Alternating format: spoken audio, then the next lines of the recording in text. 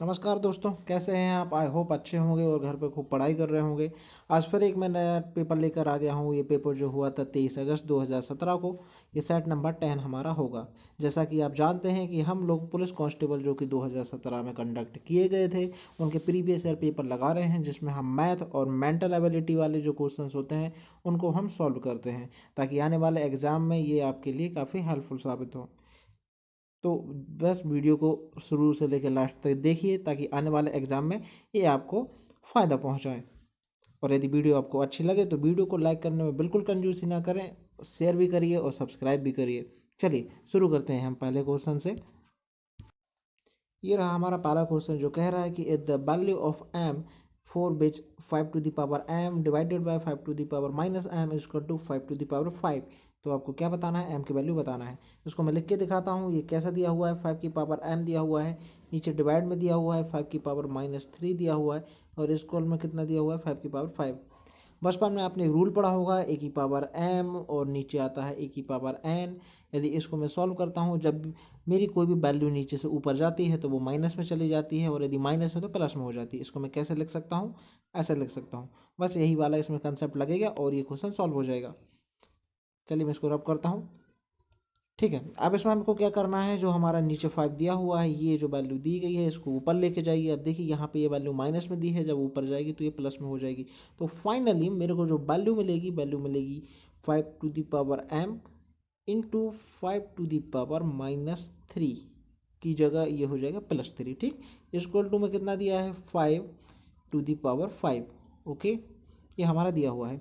अब हमको क्या करना है? हमको एक और बात पता है, जब भी हमारे आधार समान होते हैं, बेस समान होते हैं, तो उनकी जो पावर होती हैं वो ऐड हो जाती हैं। तो पावर को ऐड कर दीजिए। पावर को ऐड जब हम करेंगे तो हमको फाइनली मिलेगा M plus 3 is equal to 5 की पावर 5।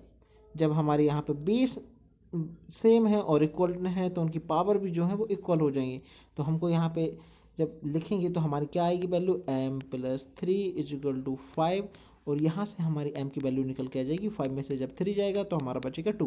तो m की वैल्यू हमारी क्या निकल के आ जाएगी? 2, और आपको आंसर मिल जाएगा। चलिए अगले क्वेश्चन पे चलते हैं। देखिए ये एक बढ़िया क्वेश्चन है, पहली बार आया है, इसको अच्छे से करते हैं। एक मोटर फैक्ट्री है, इसमें एक वर्ष में 5 तरह के वाहनों का उत्पादन किया गया है, जिसका विवरण निम्न दिया गया है। तो ये डाटा पाई चार्ट में निरूपित किया गया होता तो वेन डायग्राम के लिए क्या कोण होता? मतलब इसमें एंगल पूछा हुआ है। तो देखिए इसमें एंगल किसका पूछा हुआ है? बैन के लिए पूछा है। जब किसी एक चीज़ का एंगल पूछें तो जिसके लिए पूछें उसकी वैल्यू ऊपर रख दो। जैसे बैन के लिए पूछा है तो बैन की वैल्यू ऊपर रख देंगे, और नीचे क्या आ जाएगा? नीचे ये सारी की सारी वैल्यू जो है वो जुड़कर आ जाएंगी। मतलब नीचे कितना आ जाएगा? नीचे आ जाएगा सम। नीचे जो भी हमारे पास टोटल वैल्यू दी है उनका सम आ जाएगा, और हम मल्टीप्लाई कर देंगे 360 से। 360 हम क्यों करते हैं मल्टीप्लाई? क्योंकि जब भी आप कोई सर्कल बनाते हैं वो 360 का ही होता है, और इस 360 में से किसी एक का हमें यदि एंगल निकालना है, किसी एक का कोण निकालना है, तो हम 360 से मल्टीप्लाई करेंगे। तो ये तो बहुत ईजी है, तो इसमें वैल्यू रख देंगे तो हमारा आंसर आ जाएगा। देखिए वैन की वैल्यू कितनी दी गई है? वैन की वैल्यू दी है 800, तो हमने 800 रख दिया। नीचे टोटल कितना हो जाएगा? टोटल जोड़ देते हैं। ये 12, ये 8 हो गया 2000, और ये हो गया 3000, 4000, 5, ये हमारा टोटल आ जाएगा 12000। ठीक, आप ऐड करके देखना। और यहाँ पे हम जब करेंगे कितने से? 360 से मल्टीप्लाई, तो सॉल्व कर दीजिए। 1020, 1020, 3 से 3 जीरो गया, 12 3 36 होता है, और 8 3 24 होता है, तो 24 हमारा आंसर आ जाएगा। आई होप समझ में आया हो, और यदि समझ में आया हो तो बस वीडियो को लाइक करने में कंजूसी ना करें और वीडियो को शेयर कर दीजिए। चलिए अगला क्वेश्चन करते हैं। चलिए ये क्वेश्चन देखते हैं कि एक हमारे पास समानांतर चतुर्भुज दिया हुआ है, जिसमें x की वैल्यू हमको निकालने का है, और जिसमें एक एंगल ए हमारा कितना दिया हुआ है? 40। ये हमारा एंगल दिया हुआ है 40। तो जब भी हमारा समानांतर चतुर्भुज बनता है तो समानांतर चतुर्भुज में आपको पता होना चाहिए, एक्चुअली ये ऐसा नहीं बनता है, इसकी सारी भुजाएं जो होती हैं वो बढ़िया तरीके से होती हैं। ठीक है, जो समानांतर चतुर्भुज होता है उसके जो आमने सामने के एंगल होते हैं वो सेम होते हैं। ठीक, यदि ये एंगल मेरा मान के चलिए x है, तो सामने वाला भी मेरा क्या हो जाएगा? x हो जाएगा। यदि ये मेरा y है तो ये वाला भी मेरा कितना हो जाएगा? y हो जाएगा। आया कि नहीं समझ में? बस तो यही वाला कंसेप्ट इसमें लगेगा और ये आसानी से सॉल्व हो जाएगा। कैसे करना है? यदि ये वाला हमारा 40 दिया हुआ है तो हमारा ये वाला भी बाय डिफॉल्ट कितना हो जाएगा? 40 हो जाएगा। और जब एक लाइन पर एंगल बनता है, ये देखो लाइन पे एक एंगल बन रहा है, तो लाइन पर जो एंगल बनता है वो हमारा कितने का होता है, 180 का होता है। तो इन दोनों एंगल को हम जोड़ देंगे, मतलब हम कर देंगे 40 plus X is equal to 180। और ये बच्चे बच्चे को पता है कि जब 180 में से हमारा 40 जाता है तो हमारा कितना बचता है, 140 बचता है। और ये हमारा आ गया आंसर। So simple. चलिए अगले क्वेश्चन की तरफ चलते हैं। अगला क्वेश्चन हमको क्या बोल रहा है, अगला क्वेश्चन हमको बोल रहा है कि एक चतुर्भुज दिया हुआ है। एक चतुर्भुज, हमको पता है कि जो अभी हमारा चतुर्भुज होता है ना, उसके आमने सामने के जो एंगल होते हैं, कोई सा भी चतुर्भुज बना लो, कैसा भी बना लो, उसके आमने सामने के जो एंगल होते हैं वो हमेशा कितने का एंगल बनाते हैं, वो बनाते हैं 180 का। मतलब कितने का एंगल नहीं बनाते, ऐसा बोलना चाहिए कि उन दोनों का जब एडिशन होता है, एडिशन हम करते हैं तो कितना होता है, 180 होता है। यदि मैं इसको ए मान लूँ, इसको बी मान लूँ, इसको सी मान लूँ, इसको डी मान लूँ, तो ए और सी जो दो एंगल हैं, दो कोण हैं, जब इनको जोड़ूंगा तो उनका सम कितना आएगा, उनका जोड़ कितना आएगा, 180 आएगा। तो किसमें भी दिया है, ए ए एंगल इसको मैंने 80 दिया हुआ है। एंगल बी ये मेरा कितना दिया हुआ है, 100 दिया हुआ है। एंगल सी की बात करते हैं, ये कितना दिया हुआ है, 50 दिया हुआ है। और ये गड़बड़ हो गया है, एक मिनट। हम्म नेक्स्ट क्वेश्चन हमसे क्या कर रहे हैं, एक चतुर्भुज दिया गया है ए बी सी, यदि उसमें ए 80 हो, बी 100 हो, सी 50 हो, तो आपको डी की वैल्यू बताना है। तो ये सबको पता होगा, बच्चे बच्चे को पता होगा कि कोई भी चतुर्भुज जो होता है, चतुर्भुज के जो आंतरिक कोण होते हैं, उन चारों एंगल जो होते हैं, उनका जो सम होता है वो मेरा कितना होता है, 360 होता है। बस तो हो गया हमारा क्वेश्चन सॉल्व। ए की वैल्यू कितनी है, देखो अपने ऐसे ऐसे रखेंगे, angle A, angle B, angle C, angle D equal to 360। ठीक, एंगल ए की वैल्यू 80, एंगल बी की वैल्यू 100, एंगल सी की वैल्यू 50, तो एंगल डी की वैल्यू हमको निकालने का है, ये हो जाएगा 360। सबको ऐड वैड करके जब हम सॉल्व करेंगे तो फाइनली हमको मिल जाएगा 130। ये रहा आंसर। चलिए नेक्स्ट क्वेश्चन पर चलते हैं। और वीडियो यदि आपको झकास लग रही हो तो वीडियो को लाइक शेयर सब्सक्राइब करने से बिल्कुल ना रुकें। चलिए अगले क्वेश्चन पर चलते हैं। देखिए ये वाला क्वेश्चन वैसे इसमें ज़्यादा लॉजिक नहीं लग रहा है, लेकिन सिंपल सा है, मैं बता देता हूँ। जब इस टाइप का क्वेश्चन आता है कि हमारे पास एक नंबर दिया हुआ है पी क्यू फॉर्म के, पी क्यू आर के फॉर्म में, मतलब हमारे वेरिएबल के साथ में, और किसी वेरिएबल से डिवाइड कर रहे हैं, तो पूछे यदि कि शेषफल कितना बच रहा है, तो हमें जो भी दिया होता है जिससे डिवाइड कर रहे थे उसको 0 के बराबर रख दो, पी की वैल्यू कितनी निकल के आ जाएगी, 1। और जहाँ भी पी पी दिखे वहाँ 1 1 रख दो। तो इसमें हम रखेंगे, देखो 3, पी की वैल्यू 1 आ जाएगी, ये हो जाएगा 7। इसको जब फाइनली सॉल्व करेंगे तो हमारा आएगा 3 माइनस 7, और ये आंसर आ जाएगा 4। तो ये हमारा आ गया 4। आई होप समझ आ गया होगा। चलिए नेक्स्ट क्वेश्चन पे चलते हैं। लगता है कुछ टेक्निकल एरर आ गया था और वीडियो शायद रिकॉर्ड नहीं हुई। हाँ कोई बात नहीं, मैं दोबारा रिकॉर्ड करता हूँ। तो इसको मुझे हटाने का पड़ेगा, हटाओ हटाओ हटाओ। हम्म,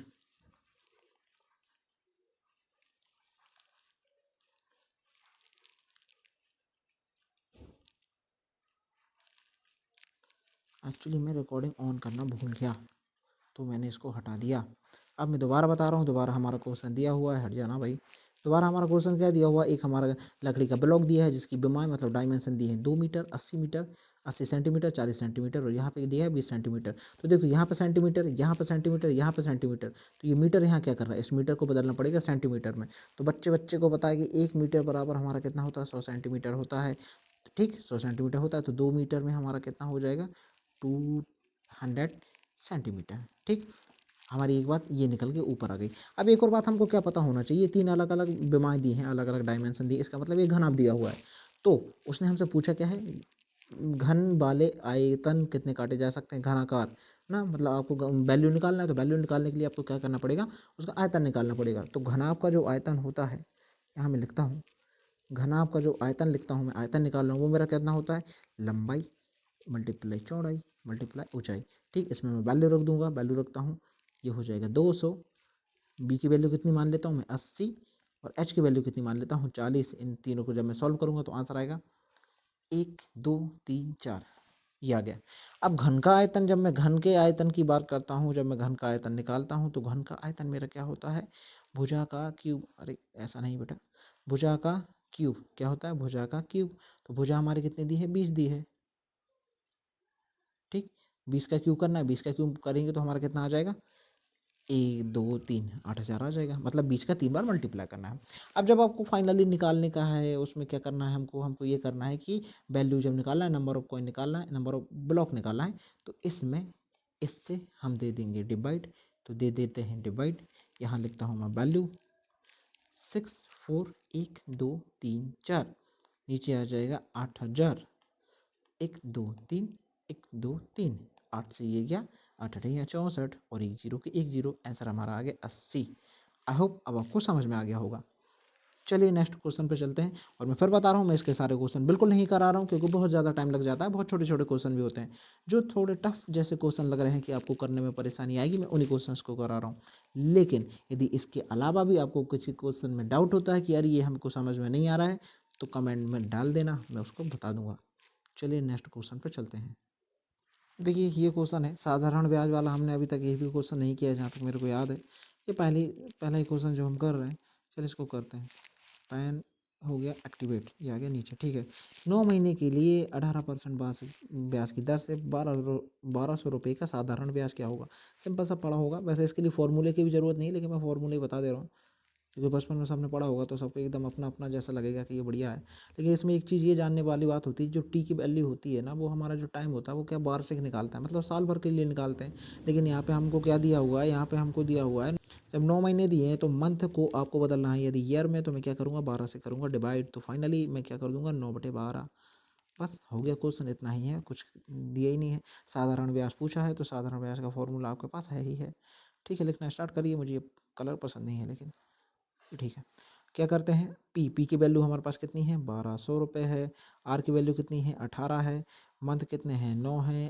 नीचे कितना आ जाएगा 100, और ये 9 बटे क्या हो जाएगा 12। इसको सॉल्व कर लीजिए, 12 से 12 पूरा चला गया, 2 जीरो से 2 जीरो पूरे चले गए, और 18 नाम में कितना होता है 162, तो हमारा आंसर कितना आ जाएगा 162। ये रहा आंसर। ठीक, और क्वेश्चन देखते हैं। देखिए ये वाला क्वेश्चन देखते हैं कि अभी और प्रेम दो लड़के हैं जिनके पास कुल पैसा जो है वो 6,000 रुपये है। अभी को 700 रुपये देने के पश्चात प्रेम को पता चलता है कि उसके पास अभी की धनराशि का 1/3 रुपये बचा हुआ है। यदि ऐसा है तो प्रारंभ में प्रेम के पास कितना पैसा था। तो इस टाइप के क्वेश्चन ना बाय ऑप्शन कर लिया करो, आसानी से हो जाते हैं।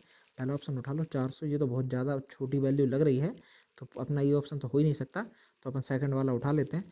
अच्छा, सेकंड वाला अपना आंसर भी है, दिख भी गया है, चलो अपन सेकंड वाला उठा लेते हैं, कैसे आंसर है अपन ये देख लेते हैं। 400 तो अपना आंसर वैसे भी नहीं हो सकता क्योंकि बहुत छोटी वैल्यू है यार, 400, ठीक ना। क्योंकि आप खुद देखो ना, यदि अपन मान के चलो कि 400 रुपये, अपन मान के चलते कि स्टार्टिंग में प्रेम के पास कितने थे, 400 रुपये थे, तो भैया 700 रुपये तो उसने अभी को दे दिए, तो कहाँ से दे देगा 700, तो पहला ऑप्शन हो ही नहीं सकता। दूसरा उठा के देख लेते हैं। दूसरा ऑप्शन उठाया कि प्रेम के पास कितनी राशि है अभी स्टार्टिंग में, 2200 रुपये है। यदि प्रेम के पास इतनी है तो अभी भाई साहब के पास कितनी रही होगी, अभी के पास रही होगी 3800। क्यों 3800 रही होगी, क्योंकि इन दोनों को जोड़ेंगे तो हमारा 6000 आना चाहिए। ठीक है, अब क्या हुआ है, अभी ने क्या किया है, अभी ने नहीं किया है, प्रेम महाराज ने क्या किया है, प्रेम जी ने 700 रुपये किसको दे दिए, अभी को दे दिए। अब जब प्रेम ने 700 रुपये अभी को दे दिए हैं तो इसके क्या हो जाएंगे, 700 रुपये बढ़ जाएंगे। 700 रुपये बढ़ जाएंगे, जब 700 रुपये बढ़ जाएंगे तो वैल्यू कितनी हो जाएगी 45 और 2 जीरो। यदि इसके 700 बढ़ेंगे तो इसको 700 कम हो जाएंगे, ये तो बिल्कुल सिंपल लॉजिक से। इसके 700 कम हो जाएंगे तो वैल्यू कितनी हो जाएगी 1500। अब जब ऐसा कर देता है तो अभी की धनराशि का 1/3 किसके पास बचता है, प्रेम के पास बचता है। तो अपन देख लेते हैं क्या ये कंडीशन वेरीफाई हो रही है। अभी के पास अभी कितने हैं 4500 रुपये। क्या प्रेम के पास जो राशि बची है वो अभी की राशि का 1/3 है। तो अब क्या करो 4500 का 1/3 निकाल के देख लो, और ये देखो बिल्कुल निकल के आ गया कि हाँ भैया अभी प्रेम के पास जितना पैसा है वो अभी की राशि का 1/3 है, मतलब 1500 है। इसका मतलब हमारा आंसर जो है वो हो जाएगा 2200 रुपये। ठीक, आई होप समझ में आया होगा, बिल्कुल एकदम बढ़िया तरीके से जल्दी से सॉल्व हो गया। और यदि वीडियो अच्छी लगी हो तो एकदम दबा के लाइक करो, शेयर करो, सब्सक्राइब करो। और अगला क्वेश्चन देखते हैं कुछ करने लायक मिलता है या नहीं। ठीक, देखिए एक और क्वेश्चन करते हैं, बढ़िया सा ये, वैसे है सिंपल ही लेकिन बता देता हूँ, ये लास्ट क्वेश्चन होगा हमारा। कि 2 वर्ष पहले एक गांव में जो थे 16,000 लोग थे टोटल, 2 साल पहले कितने थे 16,000, लिख दिए 16,000। आने वाले वर्ष में गांव की जनसंख्या में 10% की वृद्धि हो गई, 10% की वृद्धि हो गई तो 10% बढ़ा दो, बिल्कुल बढ़ा दिया।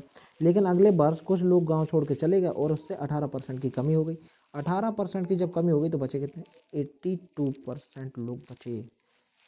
ठीक है, तो बताओ कि वर्तमान में कितनी है। जब इसको आप सॉल्व कर दें तो आंसर आ जाएगा। चलो सॉल्व करते हैं। 1 2 1 2 1 2 1 2, कट गया। अब देखो इसमें 11 आ रहा है। ठीक, तो 11 आ रहा है तो हमारा जो भी आंसर होगा वो 11 का मल्टीपल होगा। तो आप 11 का मल्टीपल निकाल लो। तो 11 का मल्टीपल कैसे निकालते हैं, या तो आप 11 का मल्टीपल निकाल लो या फिर इनका आपस में मल्टीप्लाई कर लो। ठीक, आप जैसे भी करना चाहो वैसे कर लो, आंसर आ जाएगा। और हमारा आंसर कितना आ जाएगा, 14432। तो अच्छा मैं ये